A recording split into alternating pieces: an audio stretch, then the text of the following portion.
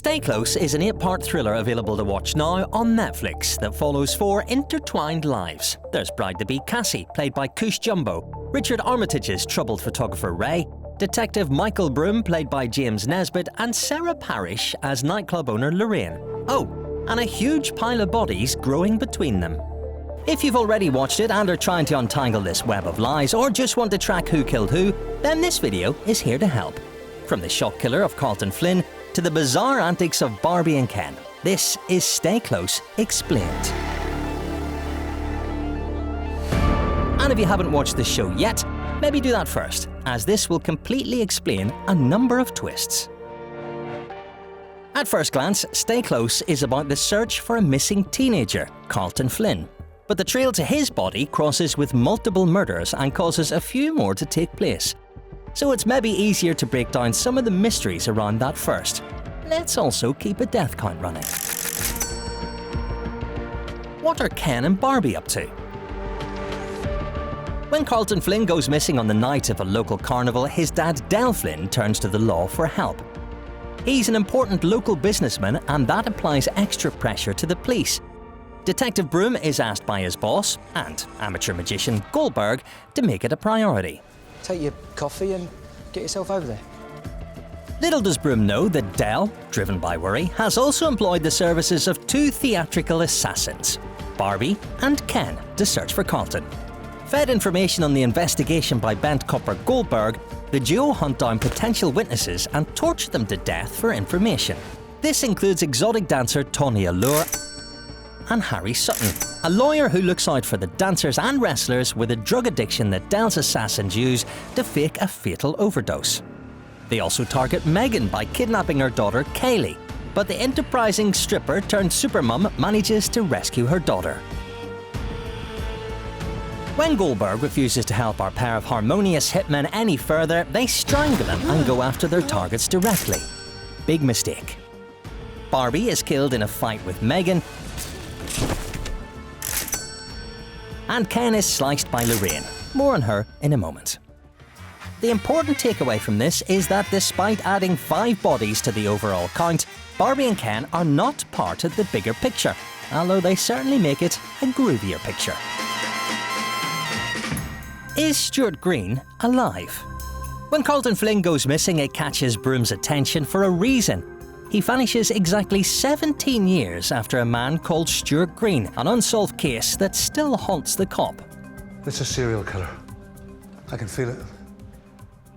Stuart Green is the main connective tissue between Megan, our mum of the year, Ray, a jilted photographer for hire, Broom, the detective trying to make sense of it all, and the mystery killer. 17 years ago, before Megan was Megan, she was Cassie, an exotic dancer in a relationship with Ray, a man so love-struck he proposed with a plastic ring from a crane game. But Cassie was also being stalked by Stuart Green, an abusive punter who would harass the dancers and made her fear for her life. He stalked me, and he threatened to kill me. He was crazy.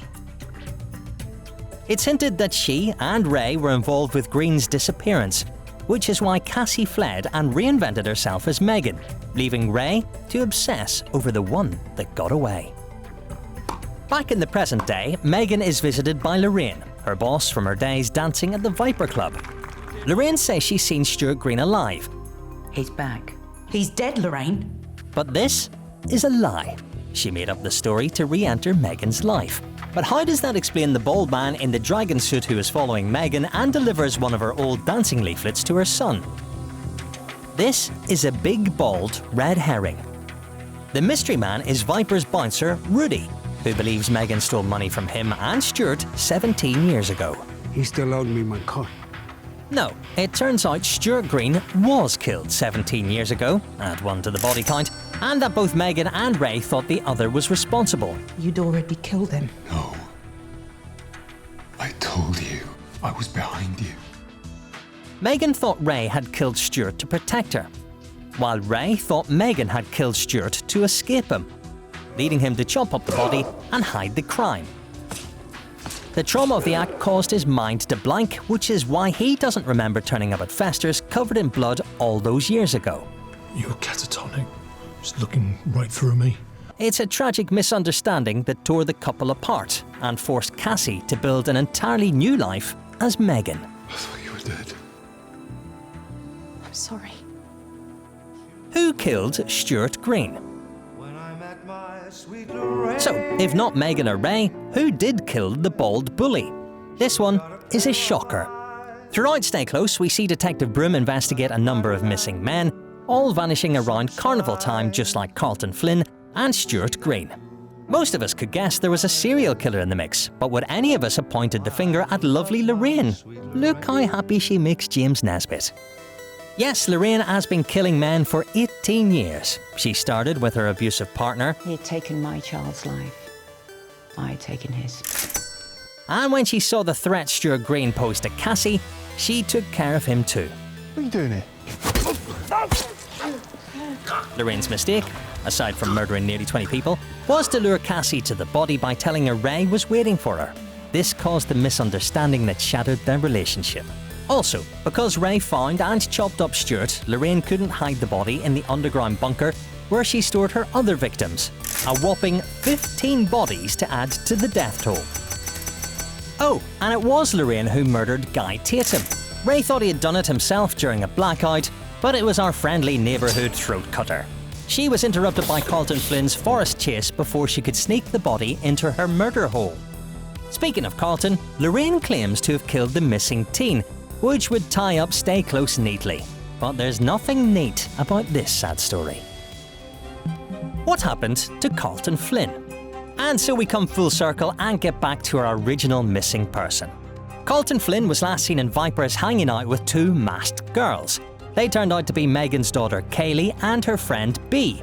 Having snuck into Vipers, Bea realises Carlton is trying to spike their drinks and switches their glasses before escaping with her friend. The two run into the forest, that's what forces Lorraine to abandon Guy's body, and split up. Kaylee leads the drugged Carlton back to his car and dumps him in the boot before the girls steal the car and leave it in the forest when it runs out of petrol. This explains how Kaylee comes to be in possession of Carlton's distinctive necklace. Kaylee's dad Dave then collects the girls from the woods and decides to come back later and dispose of Carlton's car in the lake. He thinks he's clearing up a petty theft for his daughter, but unbeknownst to him, Carlton is still unconscious, spiked by his own drugs, in the boot of the car. Help me! Kaylee doesn't know her dad got rid of the car, and Dave doesn't know the body was in there, so neither is aware that Carlton is dead. That's one last body for our count and one last secret for Megan to keep as she puts the horrible 2 and 2 together on her wedding day. And so we reach the end of Stay Close, with a whopping 24 bodies turning up in just 8 episodes. If you enjoyed the show, you should check out The Stranger and Safe on Netflix. Like Stay Close, they are based on Harlan Coben's twisty thrillers. And if you enjoyed this video, subscribe to Still Watching Netflix for more videos like it.